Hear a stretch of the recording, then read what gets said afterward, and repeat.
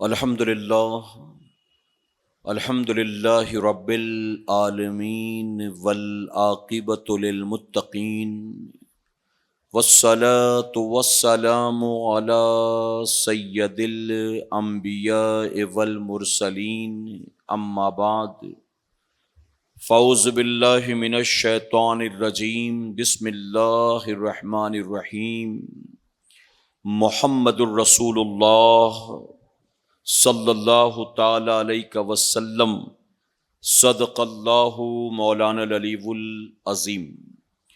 پڑھیں الصلاۃ والسلام علیک یا رسول اللہ، الصلاۃ والسلام علیک یا حبیب اللہ، الصلاۃ والسلام علیک یا نبی اللہ وعلی آلک واصحابک یا نور اللہ صلی اللہ تعالی علیہ وسلم۔ رب کعبہ کی بارگاہ میں دعا ہے، مولا اپنے حبیب صاحب لولاک صلی اللہ تعالی علیہ وسلم کے صدق و طفیل ہم تمام حاضرین اور سامعین کو تو ماہ ذی الحجہ کی برکتوں سے بھرپور مالا مال فرما۔ میرے کریم، اس سال جتنے تیرے بندے اور بندیوں نے حج کو ادا کیا اور جنہوں نے تیری رضا کے لیے قربانیاں پیش کیں، ان تمام حجاج اکرام کے حج کو اور تمام مسلمانوں کی قربانی کو اپنی بارگاہ میں شرف قبولیت نصیب فرما۔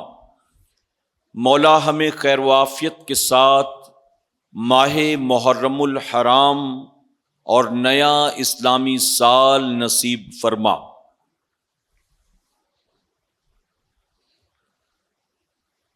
وہ دسوں جن کو جنت کا مژدہ ملا،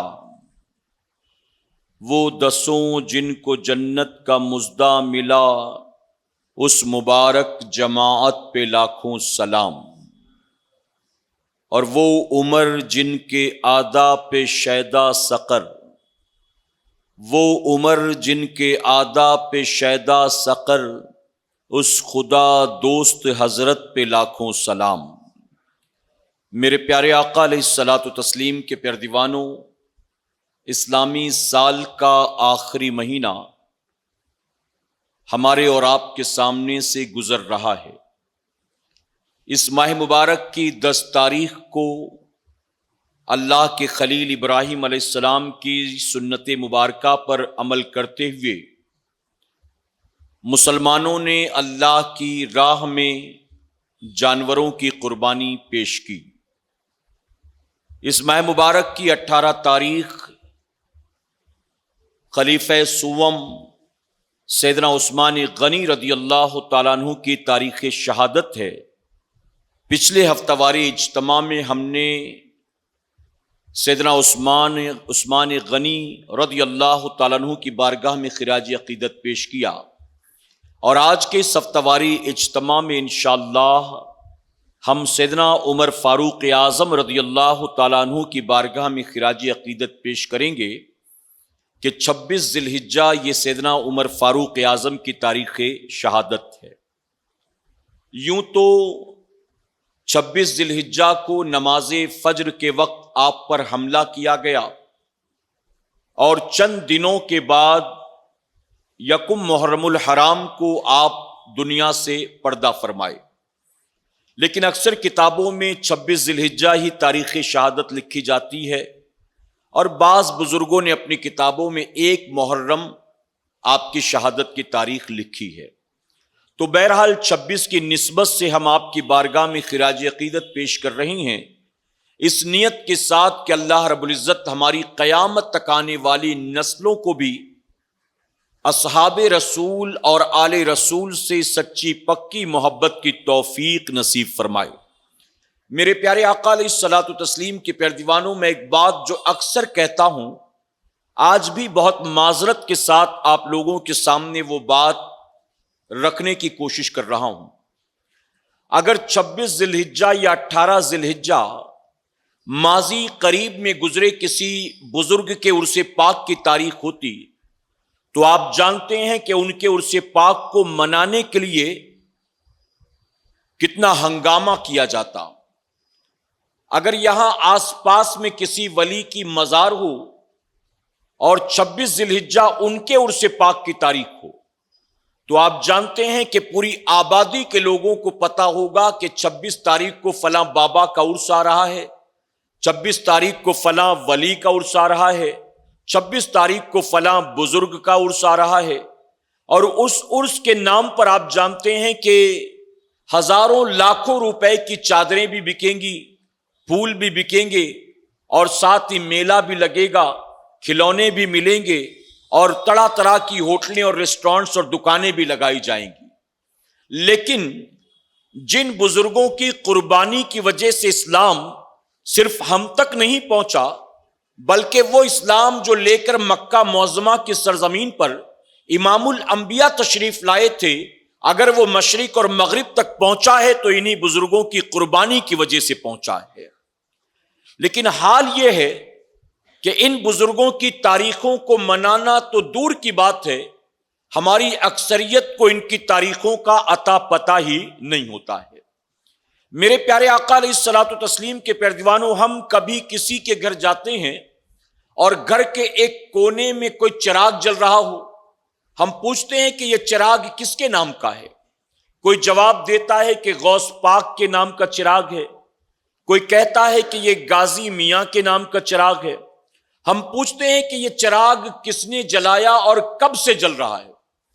تو گھر والے جواب دیتے ہیں کہ ہمیں نہیں پتا کہ ہمارے گھر میں یہ چراغ کتنے سالوں سے جل رہا ہے، ہمارے باپ دادا پردادا کے زمانے سے یہ چراغ جلتا چلا آ رہا ہے، اور ہم نے خود کبھی اس چراغ کو بجھنے نہیں دیا، چونکہ باپ دادا پردادا نے جلایا تھا تو ہم نے بھی اس کو ہمیشہ جلائے رکھا ہے۔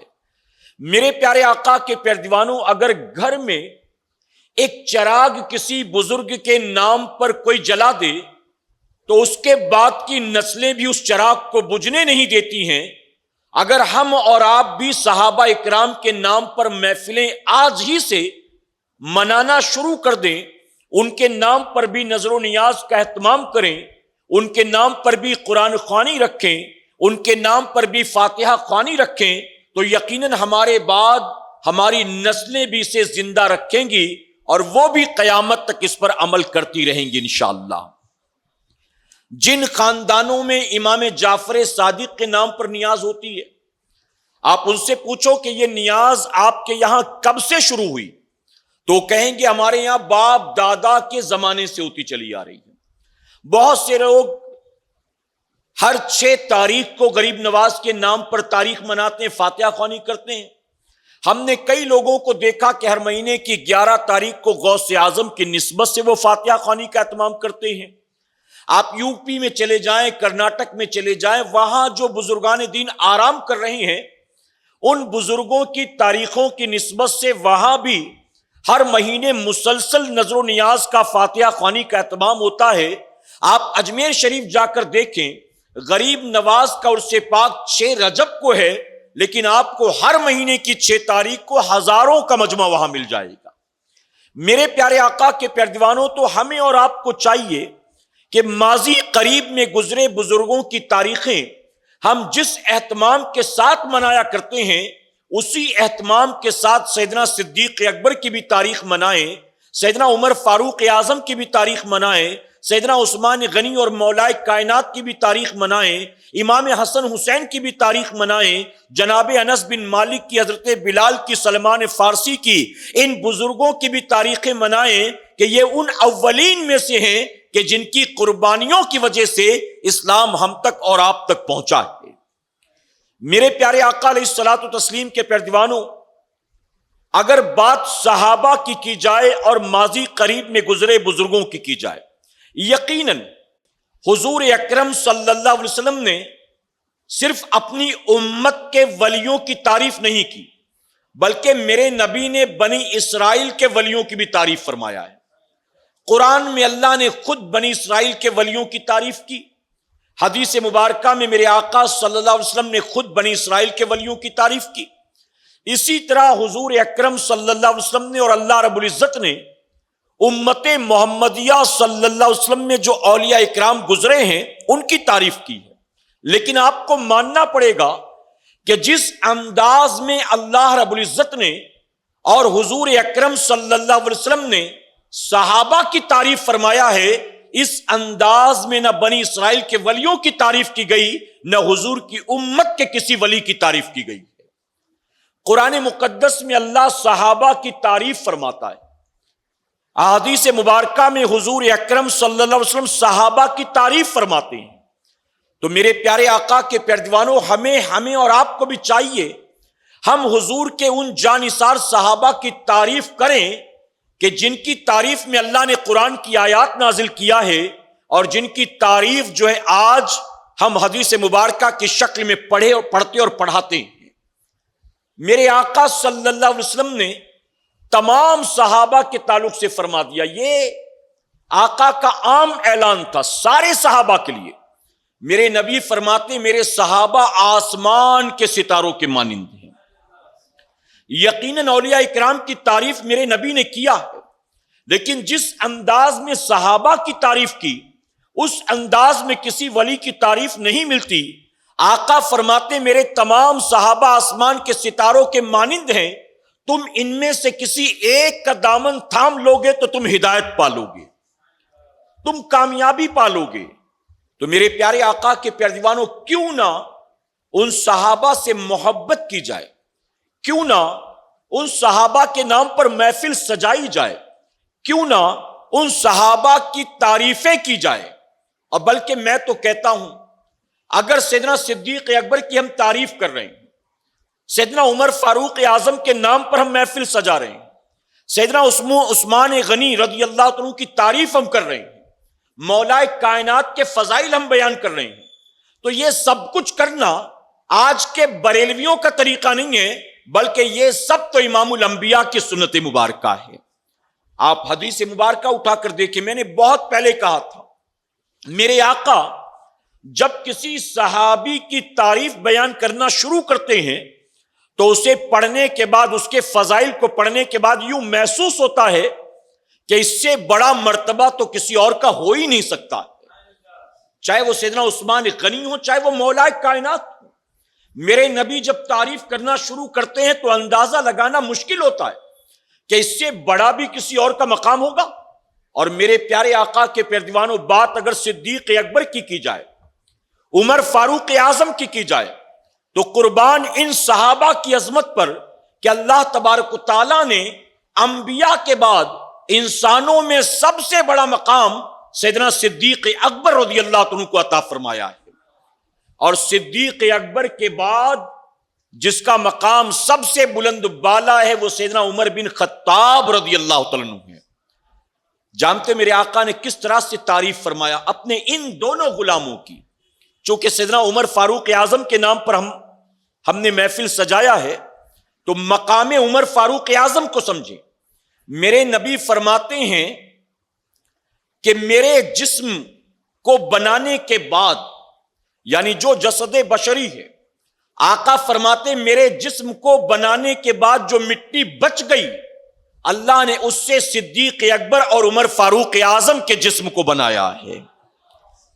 یعنی ان دونوں کے اللہ اکبر، آپ سوچیں، فرمایا گیا نبی جس شہر میں چلتے ہیں اللہ قرآن مقدس میں اس شہر کی قسم یاد فرماتا ہے، اور فرمایا گیا نبی جس زمین پر آرام کر رہے ہیں، زمین کا وہ حصہ جس سے حضور کا جسم انور لگا ہوا ہے، فرمایا گیا زمین کا وہ حصہ جنت سے بھی افضل ہے۔ توجہ ہے نا آپ کی؟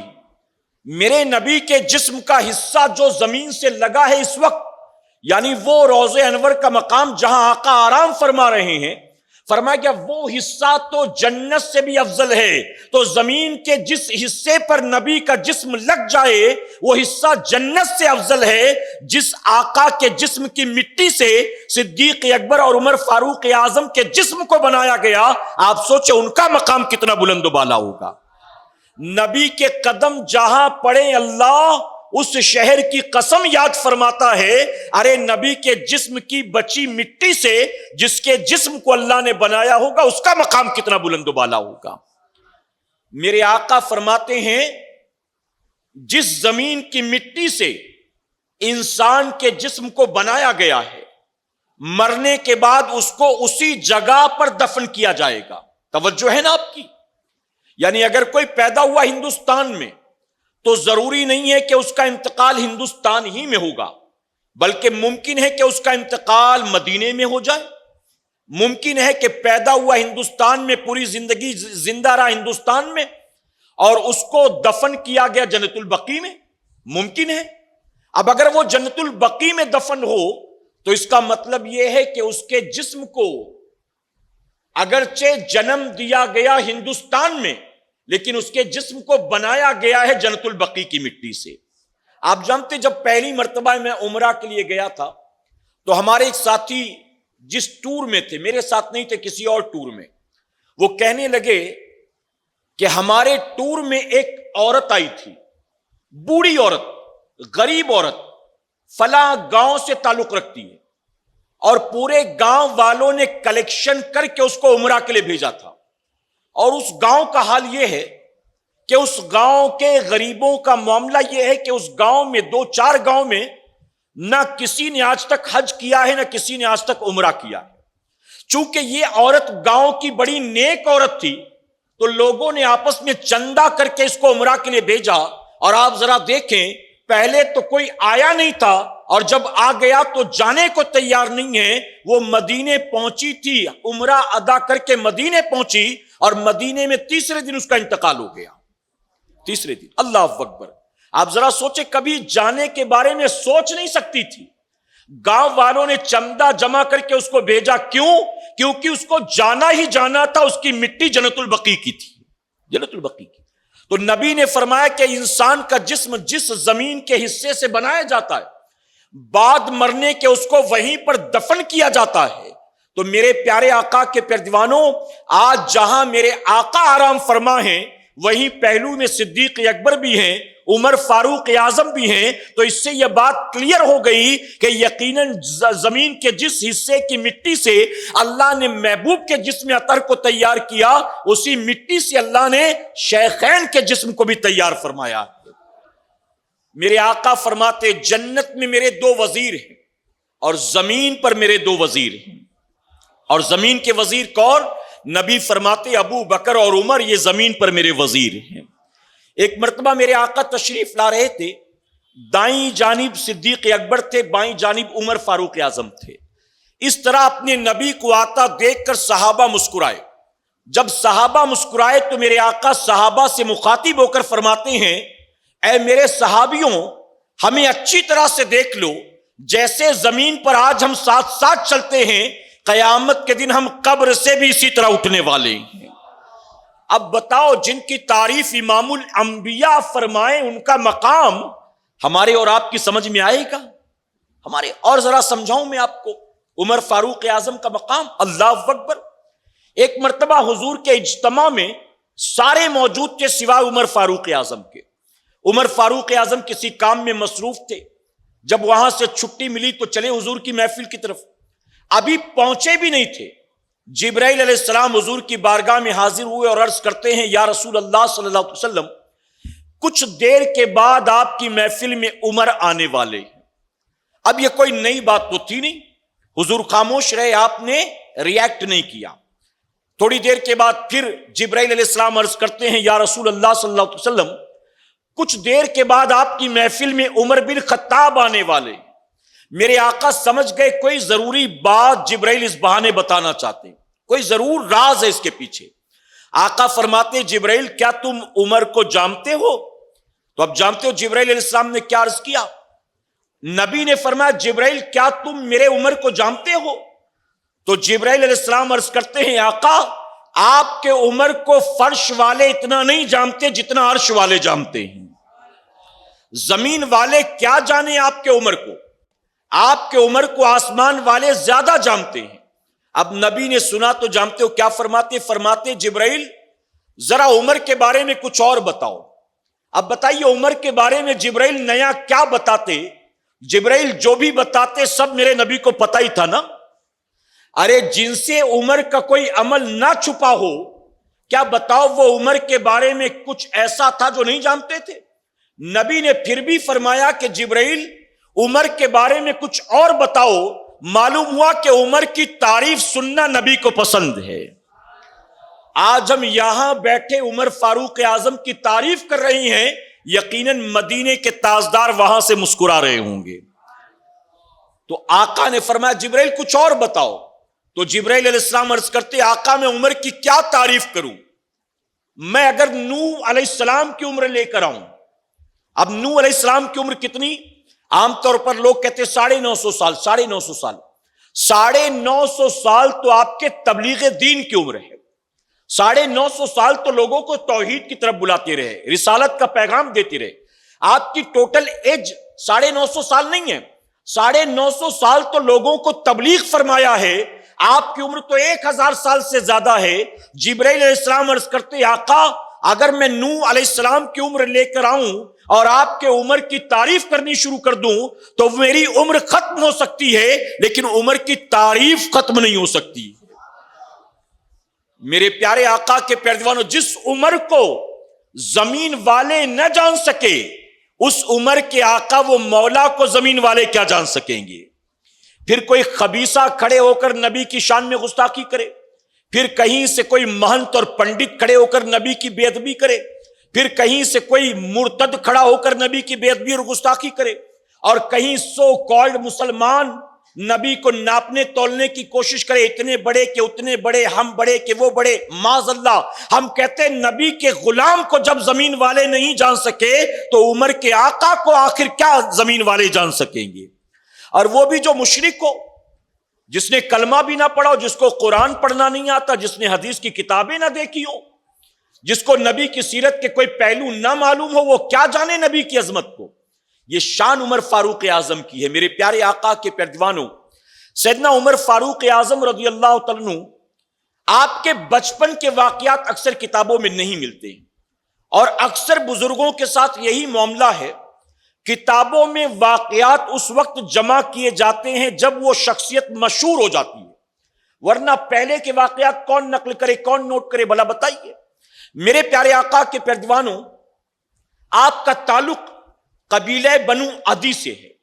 آپ کا نام عمر تھا اور آپ کے والد کا نام خطاب ہے. فرمایا گیا 8 پشتوں سے جا کر آپ حضور اکرم صلی اللہ علیہ وسلم کی نسل سے مل جاتے ہیں، یعنی حضور کے ہی خاندان سے مل جاتے ہیں. آپ کا قبیلہ بنو عدی یہ صفا مروہ کے درمیان رہتا تھا. آپ کے والد خطاب یہ قبیلہ بنو عدی کے سردار تھے، اور جب مکے میں 2 قبیلوں میں کسی بات کو لے کر جھگڑا ہوتا تو قبیلہ بنو عدی کے لوگ ہی اس مسئلے کو حل کرتے تھے، جھگڑا سلجھایا کرتے تھے. آپ کے والد نے بچپن ہی سے آپ کو کشتی سکھایا تھا، آپ کو جو ہے تیر اندازی، تلوار بازی، گھڑ سواری سکھایا تھا. عمر فاروق اعظم ہٹے کٹے گورے جوان تھے. آپ کے والد مختلف میلوں میں آپ کو کشتی لڑنے کے لیے بھیجا کرتے تھے. آج جیسے الگ الگ ملکوں میں الگ الگ طرح کے اسپورٹس ہوتے ہیں نا، اسٹیٹ لیول پر، پھر ملک کی سطح پر، اس کے بعد انٹرنیشنل لیول پر، اس وقت بھی اس طرح کے جب میلے لگتے اس میں کشتی ہوتی تھی. عمر فاروق اعظم کو آپ کے والد اس میں بھیجا کرتے تھے، اور فرمایا گیا کہ وہ جہاں جاتے تھے کشتی کی ہر جنگ میں فتح ہو کر واپس آیا کرتے تھے، یعنی کہیں بھی آپ شکست نہیں کھاتے تھے ہمیشہ. اور گھڑ سواری میں آپ کا حال یہ تھا کہ آپ زمین سے اچھل کر گھوڑے کی پیٹھ پر بیٹھ جایا کرتے تھے، اتنے ماہر تھے. میرے پیارے آقا کے پیروانوں، آپ کے والد آپ کو اونٹ چرانے کے لیے بھیجتے تھے. یہ تربیت کا انداز تھا اس دور کے باپ کا، اونٹ چرانے بھیجتے. عمر فاروق اعظم فرماتے میں دن بھر اونٹوں کے پیچھے دوڑتا رہتا تھا. اور بھاگتے بھاگتے کبھی تھک کر بیٹھ جاتا تو میرے والد خطاب مجھے مارتے تھے اور کہتے تھے عرب کا بیٹا ہو کر اتنی جلدی تھک جاتا ہے، اٹھ۔ کہتے میرے والد مجھے 10 اونٹ دیتے تھے اور کہتے تھے ان کو ایک صف میں کھڑا کر، یہ تربیت تھی۔ اور کہتے جب میں ایک کو کھڑا کرتا دوسرا بھاگتا، اس کو روکتا تیسرا بھاگتا، اور یہ دیکھ کر میرے والد مجھ کو مارا کرتے تھے۔ حضور اکرم صلی اللہ علیہ وسلم کے ہاتھوں پر اسلام قبول کرنے والے آپ 40ویں شخص ہیں۔ آپ نے حضور کے اعلان نبوت کے 6 سال اسلام قبول فرمایا۔ ان 6 سالوں تک اسلام کے تمام مخالفین کے ساتھ آپ اٹھا بیٹھا کرتے تھے، اسلام کی پیغمبر اسلام کی مخالفت کرتے تھے۔ نیا کوئی مسلمان بنتا تو جن پر ابو جہل ابو لہب ظلم کرتے تھے ان پر عمر فاروق اعظم بھی ظلم کرتے تھے، مارا پیٹا کرتے تھے۔ ایک رات جب حضور اکرم صلی اللہ علیہ وسلم خانہ کعبہ کے پاس اللہ کی عبادت کر رہے تھے، اتفاق سے عمر فاروق اعظم کا وہاں سے گزر ہوا۔ تاریخ طبری میں آتا ہے کہ عمر فاروق اعظم نے غلاف کعبہ سے چھپ کر یہ دیکھنا چاہا کہ ذرا دیکھیں محمد صلی اللہ علیہ وسلم کیسے عبادت کرتے ہیں اور کس کی عبادت کرتے ہیں۔ حضور کو انہوں نے رکوع کرتا دیکھا، سجدہ کرتا دیکھا، قرآن پڑھتا دیکھا، تو عمر فاروق اعظم کے دل نے اس وقت خود گواہی دی کہ یہ جو پڑھ رہے ہیں یہ کسی انسان کا کلام نہیں ہو سکتا ہے۔ اور بلکہ بعض کتابوں میں آیا کہ اسی موقع پر آپ نے آگے بڑھ کر حضور کے ہاتھوں پر اسلام قبول فرما لیا ہے۔ لیکن جو مشہور روایت البدایہ والنہایہ اور دیگر تاریخ کی کتابوں میں ملتی ہے وہ یہ ہے کہ آپ جب 39 لوگ مسلمان بن گئے تو حضور اکرم صلی اللہ علیہ وسلم کو قتل کرنے کی نیت سے تلوار لے کر نکلے، اور پھر وہ بڑا تفصیلی واقعہ جو آپ نے سنا، اپنی بہن کے گھر گئے اور پھر بہن کو مارا پیٹا، بہنوئی کو مارا پیٹا، پھر قرآن کے چند اوراق کو پڑھا، چند آیات کو پڑھا، حضور کی بارگاہ میں حاضر ہوئے اور حاضر ہو کر وہاں اسلام قبول فرما لیا۔ تاریخ میں آتا ہے عمر فاروق اعظم کے کلمہ پڑھنے سے پہلے آپ کی بہن فاطمہ بنت خطاب نے اسلام قبول کر لیا تھا۔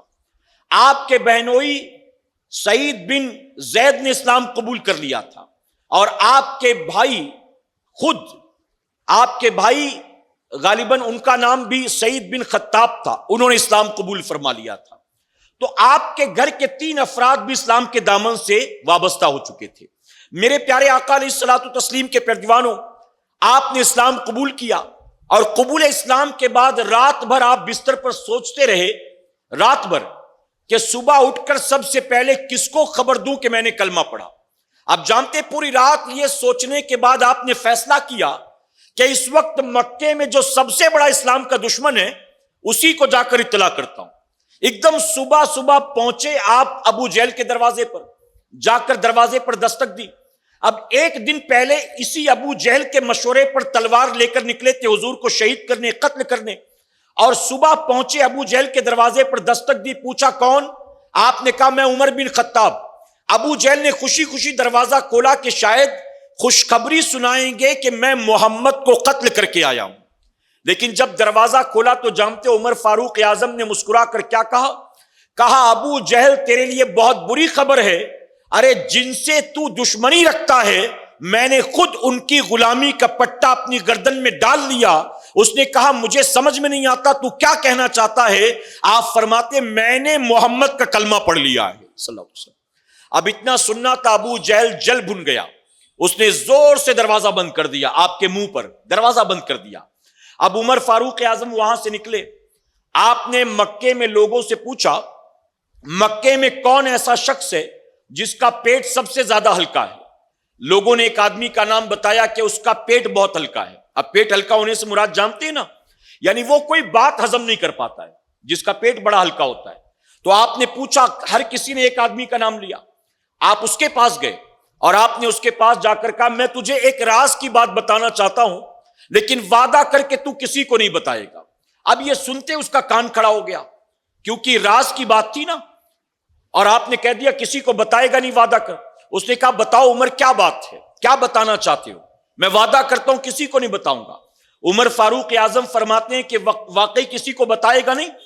اچھا جب کوئی بات یوں زور دے کر کہی جائے کہ کسی کو بتانا مت، تو آدمی کو اور کشمکش ہوتی کہ یار جلدی بتاؤں، اس کو نیند نہیں آتی اور الجھن بڑھ جاتی کہ جلدی بتاؤں کسی کو. تو عمر فاروق اعظم نے اس پر زور دیا کہ وعدہ کر کسی کو بتائے گا نہیں. اس نے کہا میں وعدہ کر رہا ہوں کسی کو نہیں بتاؤں گا، جلدی بتائیے. عمر فاروق اعظم نے فرمایا میں مسلمان بن گیا ہوں. اب اتنا سنتے ہی وہ پیٹ پکڑ کے بھاگا. آپ نے فرمایا ابھی اور کچھ بات کرنی ہے سن. اس نے کہا بس اب اتنا ہی کافی ہے، مجھے اور کچھ نہیں سننا ہے. اور اس کے بعد وہ بھاگ کر پورے دن مکے میں یہ کہنے لگا کہ عمر مسلمان بن گئے، عمر مسلمان بن گئے. اور عمر فاروق اعظم نے اس کو بتایا بھی چھپانے کے لیے نہیں تھا، بلکہ پورے مکے والوں کو بتانے کے لیے تھا. میرے پیارے آقا کے پیارے دیوانوں، جناب عمر بن خطاب قبول اسلام کے بعد تبلیغ دین میں لگ گئے، اور پھر اسلام کی جتنی جنگیں ہوئیں ہر جنگ میں پیش تھے. آپ جانتے ہیں ایک جنگ کے موقع پر میرے آقا صلی اللہ علیہ وسلم کی بارگاہ میں عمر فاروق اعظم ایک شخص کا سر کاٹ کے لاتے ہیں اور حضور کے قدموں میں ڈال دیتے ہیں. آقا نے فرمایا عمر کس کا سر کاٹ کے لائے ہو؟ تو جانتے ہو عمر فاروق اعظم کیا جواب دیتے ہیں؟ عرض کرتے ہیں آقا اپنے سگے ماموں کا سر کاٹ کے لایا ہوں، اپنے سگے ماموں کا سر کاٹ کے لایا ہوں. آقا فرماتے عمر جب تو اپنے ماموں کے سر کو کاٹ رہا تو تیرے ہاتھ نہیں کانپے؟ عرض کرتے ہیں آقا یقیناً ہاتھ کاٹتے، ہاتھ کانپتے، لیکن آقا ہاتھ اس وقت کانپتے جب میں اسے اپنا سمجھتا. میں نے اسے اپنا سمجھ کر اس کا سر نہیں کاٹا ہے، اپنے نبی کا دشمن سمجھ کر سر کاٹا ہے، اور یہی وجہ ہے کہ اس کا سر کاٹتے ہوئے بھی میرے ہاتھ نہیں کانپے. نبی سے جو ہو بیگانہ اسے دل سے جدا کر دے. یہ پیغام ہم تک صحابہ کے ذریعے پہنچا ہے کہ باپ بھی مقابلے میں ہو، ماموں بھی مقابلے میں ہو، بیٹا بھی مقابلے میں ہو تو رشتے ناتے نہیں دیکھتے ہیں، نبی کی محبت میں سارے رشتے قربان کر دیا کرتے ہیں. آج لوگ ہم سے کہتے ہیں کہ بیٹی کے سسرال والے وہابی ہیں، ان کی بیٹی کی شادی ہو رہی، ہم جا سکتے ہیں کہ نہیں جا سکتے ہیں؟ ہم کہتے ہیں اب مسئلہ پوچھنے آیا ہے، جب اپنی بیٹی بیاہ رہا تھا اس وقت مسئلہ کیوں نہیں پوچھا تھا کہ وہابی کے گھر بیٹی بیاہنا کیسا؟ ارے تو نے بدعقیدہ کے گھر بیٹی بیاہ دی، اب اس کے گھر شادی میں جانا ہے کہ نہیں جانا یہ مسئلہ پوچھ رہا. اپنی بیٹی کو تو نے جان بوجھ کر جہنم کی آگ میں جھونک دیا، اور تو مسئلہ پوچھ رہا ہے کہ میں جہنم کی آگ سے بچ جاؤں، کہیں میں بھی جہنم میں نہ جھونک دیا جاؤں. میرے پیارے آقا کے پیارے دیوانوں، تو صحابہ کی تاریخ اٹھا کر دیکھیں، صحابہ نے سارے رشتے ناتے نبی کی محبت میں قربان فرما دیے ہیں. عمر فاروق اعظم رضی اللہ تعالیٰ عنہ آپ حضور کے دنیا سے پردہ کرنے کے بعد صدیق اکبر جب خلیفہ بنے، صدیق اکبر کے بعد آپ کو مسلمانوں نے متفق ہو کر خلیفہ بنایا. آپ نے خلافت، آپ کے کاندھوں پر خلافت کی ذمہ داری رکھی گئی، لیکن اس کے باوجود فرمایا گیا آپ کی لائف سٹائل میں کوئی تبدیلی نہیں آئی. مکان اب بھی وہی تھا پرانا والا، لباس اب بھی وہی تھا پرانا پیوند لگا ہوا. آپ نہ اپنے بالوں کو بناتے تھے نہ چہرہ سنوارتے تھے کہ میں اب تو امیر المومنین بن چکا ہوں، اب میرے اسٹیٹس میں بڑی تبدیلی آ چکی ہے، لائف سٹائل بھی چینج ہو جانا چاہیے. نہیں، بلکہ فرمایا گیا عمر فاروق اعظم کے دور خلافت میں جو اس وقت کے دو سپر پاور تھے، کیسر و کسریٰ کو آپ نے فتح کر لیا ہے، روم کو، یمن کو آپ نے فتح کر لیا ہے، لیکن بڑے بڑے ملکوں کو فتح کرنے کے باوجود بھی عمر فاروق اعظم کی زندگی وہی سادگی والی تھی.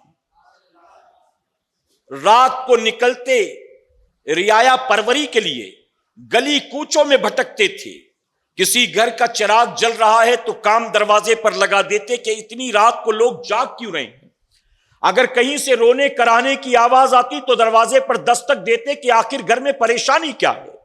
اور دن کے وقت آپ دوپہر میں نکل جاتے کہیں باغ کی طرف، اور کسی درخت کی چھاؤں میں پتھر کا تکیہ لگا کر میٹھی نیند سو جایا کرتے تھے. میرے پیارے آقا علیہ الصلوۃ والتسلیم کے پیارے دیوانوں، عمر فاروق اعظم کے دور خلافت میں آپ جانتے ہیں فرمایا گیا 22 لاکھ مربع میل کی زمین جو ہے وہاں اسلام کا پرچم لہرایا ہے. آپ نے صرف اس وقت کے سپر پاورز کو فتح نہیں کیا، آپ کے دور خلافت میں تقریباً 300 بڑے بڑے قلعے فتح کیے گئے ہیں، 36,000 بڑے بڑے شہر، گاؤں، دیہات فتح کیے گئے ہیں. یہاں تک کہ ایک عیسائی اسکالر اپنی کتاب میں لکھتا ہے اگر اسلام کو ایک اور عمر مل جاتا تو مشرق سے مغرب تک سوائے اسلام کے کفر کا کہیں نام و نشان نہ ہوتا. وہ لکھتا ہے اپنی کتاب میں. اور جانتے ہو یہ حکومت بھی کیسی. اب کوئی اسے دیکھ کر یہ نہ سمجھے کہ جبرن لوگوں کو کلمہ پڑھا رہے تھے, جبرن ملکوں پر قبضے کر رہے تھے, نہیں, بلکہ عمر فاروق اعظم کا دور خلافت کیسا تھا اس کو بھی سمجھنا چاہتے ہو تو کسی بریلوی کی کتاب سے نہیں, آؤ میں آپ کو گاندھی جی کے بھاشن کی ایک جھلکی بتاتا ہوں. ہندوستان جب 15 اگست 1947 کو آزاد ہوا اور گاندھی جی نے کولکتہ میں پہلا بھاشن دیا تھا تو پہلے بھاشن میں گاندھی جی نے کہا تھا ہندوستان آزاد ہو گیا ہے, اگر اب چاہتے ہو کہ ہمیشہ ہمارا ملک آزاد رہے تو ملک پر حکومت اسی انداز میں کرنا ہوگا جس انداز میں حکومت مسلمانوں کے خلیفہ عمر فاروق اعظم نے کیا تھا. عمر فاروق اعظم کے دور خلافت کے بارے میں فرمایا گیا شیر اور بکری ایک گھاٹ میں ایک ساتھ پانی پیا کرتے تھے. عمر فاروق اعظم کا رعب و دبدبہ ایسا تھا, آپ کے دور خلافت میں کہیں سے کسی فتنے نے سر نہیں اٹھایا ہے.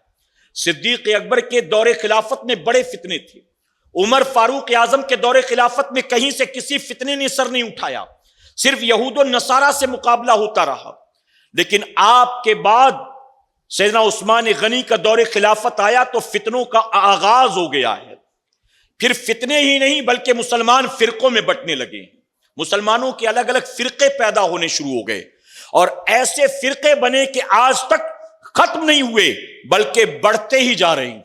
میرے پیارے آقا کے پیروانوں, عمر فاروق اعظم کے دور خلافت میں بہت ساری چیزیں ایسی پہلی بار شروع کی گئی جو اس سے پہلے نہیں تھی, بلکہ میں کہتا ہوں آج دنیا میں جو بہت سارے سسٹمز ہیں, مختلف ملکوں کے جو نظام ہیں, وہ بھی عمر فاروق اعظم ہی کی دین ہے.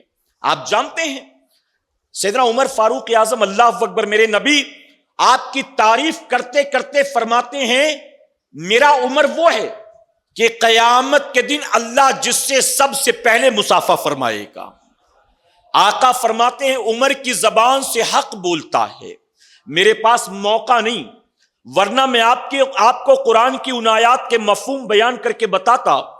علماء فرماتے 20 یا 22 مقامات ایسے ہیں جب عمر فاروق اعظم نے حضور کی بارگاہ میں آ کر کوئی مشورہ دیا ہے, آپ آقا کو مشورہ دے رہے تھے, آپ کے مشورے کو اللہ نے قبول فرمایا ہے اور قانون بنا کر محبوب پر آیت نازل فرما دی ہے.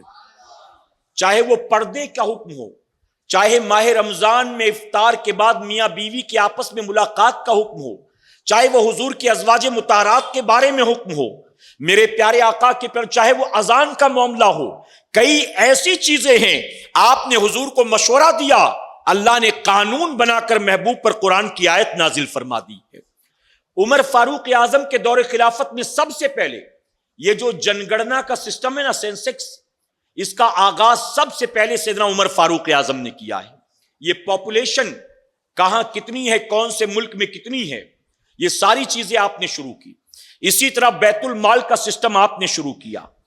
کہیں قحط پڑ گیا تو قحط والوں کو جو آج گورنمنٹ کی طرف سے مدد کی جاتی وہ سسٹم سب سے پہلے ایجاد کیا تو عمر فاروق اعظم نے کیا ہے. اچھا, اس سے پہلے یعنی زمانے جاہلیت تک آپ کو یہ ساری چیزیں نظر نہیں آئیں گی.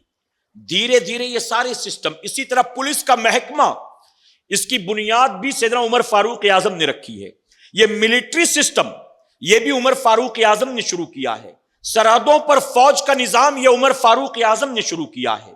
اسی طرح سے ان کی تنخواہیں جو مقرر کی گئی, وہ لوگ جو اسلام کی حفاظت کے لیے اپنی جانوں کو قربان کرتے ہیں, ان کی تنخواہیں جو مقرر کی گئی مجاہدین کی اس دور میں, یہ سسٹم بھی عمر فاروق اعظم نے شروع کیا ہے. میرے پیارے آقا کے پیروانوں, سیدنا عمر فاروق اعظم کے دور خلافت میں ایک جگہ قحط پڑا. ان قحط زدہ علاقے کی مدد کے لیے آپ روزانہ 100 اونٹ ذبح کر کے ان کا کھانا پکواتے تھے اور قحط زدہ علاقے کے لوگوں کو کھانا کھلاتے تھے. اور وقت کے خلیفہ کی شان یہ تھی کہ ان قحط زدہ علاقے والوں کو جب وہ ان اونٹوں کا کھانا کھلایا جاتا, آپ بھی ان کے ساتھ بیٹھ کر وہی کھانا تناول فرمایا کرتے تھے. سیدنا عمر فاروق اعظم بحری بیڑے, جو پانی کے جہاز کا سسٹم ہے, اس کی سب سے پہلے بنیاد آپ نے رکھی, یعنی نیوی کا سسٹم بھی آپ نے ایجاد کیا ہے. کہ پانی کے راستے سے بھی دشمن حملہ نہ کرے، آپ نے اس کی بنیاد آپ نے رکھی ہے۔ اور کئی چیزیں ایسی ہیں میرے پیارے آقا کے پیروانوں، 26 تاریخ آپ کو زخمی کیا گیا، 1 محرم الحرام آپ اس روئے زمین سے پردہ فرمائے۔ آپ ہر وقت اللہ کی بارگاہ میں یہی دعا کرتے تھے، اے اللہ مجھے شہادت کی موت عطا فرما، مجھے مدینے میں موت عطا فرما۔ اللہ نے آپ کی دعا کو قبول کیا، حالانکہ لوگ چمی گوئیاں کرتے تھے، عمر اب اتنے ضعیف ہو گئے ہیں کہ جنگوں میں تشریف نہیں لے جاتے، اب مدینے ہی میں رہتے ہیں۔ کس کی جرت ہے کہ مدینے میں گھس کر عمر فاروق اعظم کو شہید کرے؟ آپ شہادت کا مرتبہ بھی چاہتے ہیں اور مدینے ہی میں مرنا چاہتے ہیں، یہ دونوں چیزیں کیسے ممکن ہیں؟ لوگ آپس میں باتیں کرتے تھے، لیکن اللہ نے عمر فاروق اعظم کی دعا کو قبول فرمایا ہے۔ آپ کو مدینے ہی میں اللہ نے شہادت کا مقام عطا کیا، اور میرے پیارے آقا کے پیروانوں، اللہ نے آپ کے مقام کو اتنا بلند فرمایا کہ نبی جہاں آرام فرما ہے، نبی کے پہلو ہی میں آپ کو دفن کیا گیا ہے۔ اس لیے میں کبھی کبھی کہتا ہوں، مخدوم ماہمی کا گنبد کیسا ہے آپ کو تو معلوم ہوگا نا، غریب نواز کا گنبد بھی آپ کو یاد ہوگا، مولائے کائنات کا گنبد بھی آپ کو یاد ہوگا، غوث پاک کا گنبد بھلا کون بھول سکتا ہے؟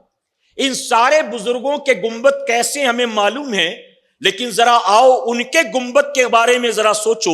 ارے صدیق اکبر کے مزار کا گنبد کیسا ہے، عمر فاروق اعظم کی مزار کا گنبد کیسا ہے؟ یقیناً ان کی مزارات کا گنبد وہی ہے جو نبی کی مزار کا گنبد ہے، ان کا کوئی الگ سے گنبد تو ہے نہیں، وہیں آرام فرما ہے حضور کے پہلو میں۔ اللہ اپنے حبیب پاک کے صدقے ہماری قیامت تک آنے والی نسلوں کو اصحاب رسول سے، آل رسول سے سچی پکی محبت کی توفیق عطا فرمائے، اور قیامت میں انہی آقاؤں کے قدموں میں اللہ ہمیں جگہ عطا فرمائے، جنت میں اللہ انہی کا پڑوس عطا فرمائے۔ وما علینا الا البلاغ۔ درمیان گفتگو مجھ سے جانے انجانے میں کوئی غلطی خامی رہ گئی، آپ سب کو گواہ بنا کر سچے دل سے توبہ کرتا ہوں۔ رب میری توبہ قبول فرمائے، اور ہماری اس محفل پاک کو میرا کریم قیامت میں ہمارے لیے، ہمارے والدین کے لیے بخشش اور نجات کا ذریعہ بنائے۔ وما علینا الا البلاغ۔